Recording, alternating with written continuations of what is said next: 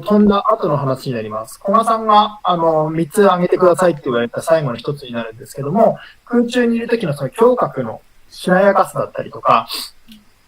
そこら辺について古賀さん、今のまさきが言ってくれたことも、に追加してと言いますか、も含めながら、ちょっと説明してもらってもいいですか？いろんな人が体をまっすぐするときに、なんかそのコアを鍛えなきゃいけないとか、その体幹を締めなきゃいけないっていう風になっていて、考えてたりとか、そういう練習を結構する人は多いんですけど、でも、僕が考えてるそのまっすぐって、ちょっと、少し違って、胸郭が、なんていうんだろう。こういう風に、まっすぐ横から見て、体がまっすぐになってる時に体幹を締めるとかコアをやる使うっていう風になるとこうちょっと前かがみになってみたりとかでバックのスタートで言ったら背中をこうやって張らなきゃいけない背中をまっすぐにしなきゃいけないっていう風になるとちょっと反った状態になってしまうというかじゃなくて胸郭を柔らかく使うにはその体を反る動きなんじゃなくて上に伸び上がってそれに伴ってこの胸の、肺の肋骨の下あたりがぐっとこう伸びるような動きが必要なんですよね。だからこれがなんかこういうふうに手を、難しいな。なんか、ちょっとやってみるとこういうふうに手を伸ばした状態でまっすぐに姿勢を組みますっていうふうになった時に、じゃあまっすぐにしてって言うとこういうふうになっちゃうんですよねみんな。なるほど、腰が出ちゃってってか反っちゃって。で体幹をじゃあそれを抑えるために体幹を鍛えよう体幹使おうってなるとこうなるんですよね。前でまっすぐになるか後ろでまっすぐになるか。だからそうじゃなくてまっすぐ本当のまっすぐっていう姿勢は基本的には体全体が上にこうやって伸び上がって引っ張られてる時になるほどこのお腹の横のここがしっかりと伸びてるから伸びる、まっすぐの姿勢が取れるっていうふうに考えていてだからそれが、僕の場合はスタートをした後、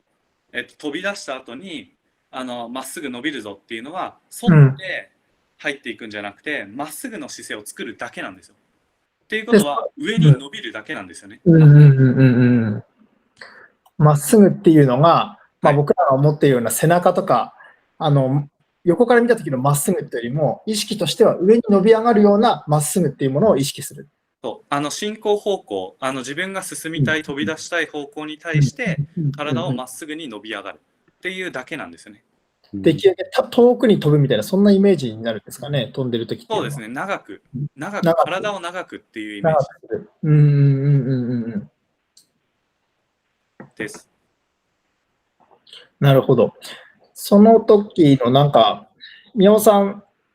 なんか古賀さんのちょっと写真で面白いっていうかなんかはいあります。今あるって言ってたんで多分その話今のちょうどいいんじゃないかなって。はいちょっと今出します。お願いします。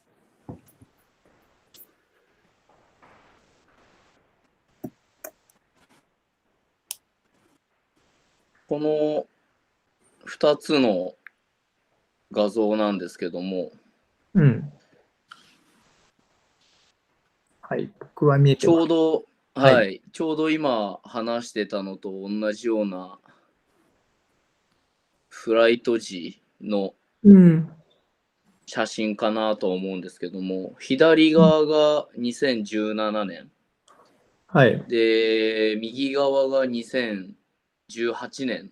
の、スタート飛んだ瞬間の映像になっております。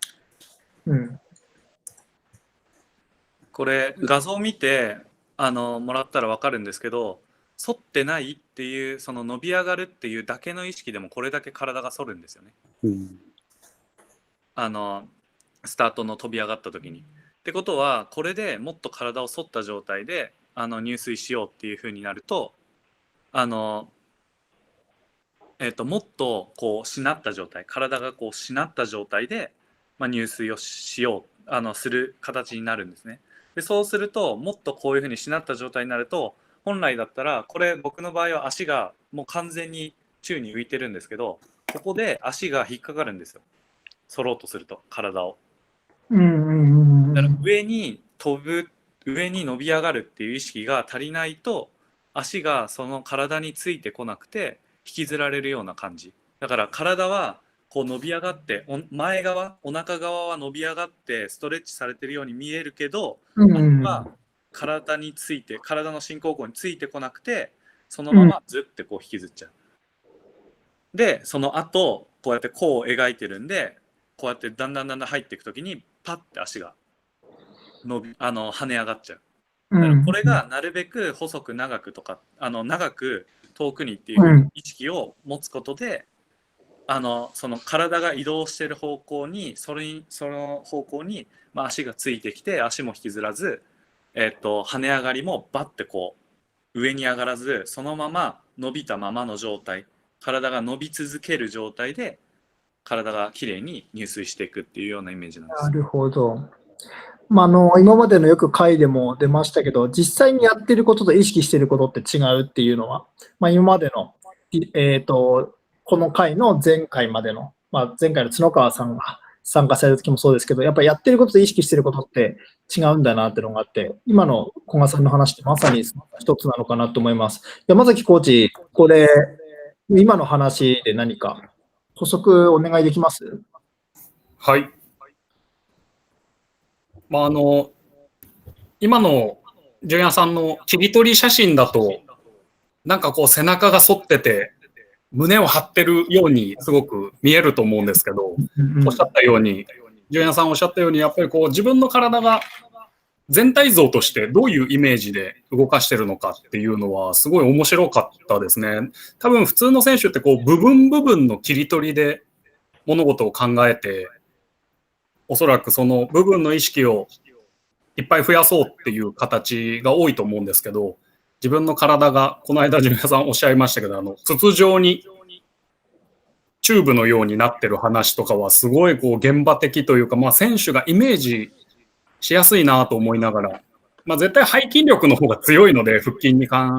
比べると、普通に反ろうと、まっすぐにしようとしても、背中の筋肉で持ってかれちゃって、いっぱい反ってしまうと思うので、自分の体を自分自身どういうイメージを持ってるかっていうところを、純也さんにもっと聞きたいですね。じゃあ、小川さん、さっき今山崎コーチから出たチューブの話、それがすごい参考になったって山崎コーチおっしゃってましたけど、そのチューブの話含めて、今その飛んでる時っていうか、さっきの画像の局面にしてなんか補足だったりとか追加で説明お願いできますか？その体を伸ばした時に、チューブすごい伸縮性があるんですけど、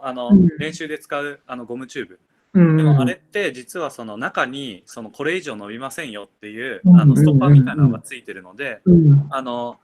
う人間の体はどんなにこう伸ばしたりとか引き伸ばしたとしても必ずその芯の部分、骨の部分であったりとかっていうのはつながってるので、その遠くにこうやって飛んで伸びようとしたところ、その胸郭をこうグッてこう引き伸ばそうとした時でも必ず伸びた状態のところからこれ以上はいかないよっていうストッパーが絶対にかかるんですね。なのでどんなにこう柔らかくって言ったとしても必ず限界もありますし、その動作の中でも上に伸び上がってもそのストッパーがあるからそこにこれ以上いかないよっていう状態を保ったまま体がこう入水していくっていうのはなんだろ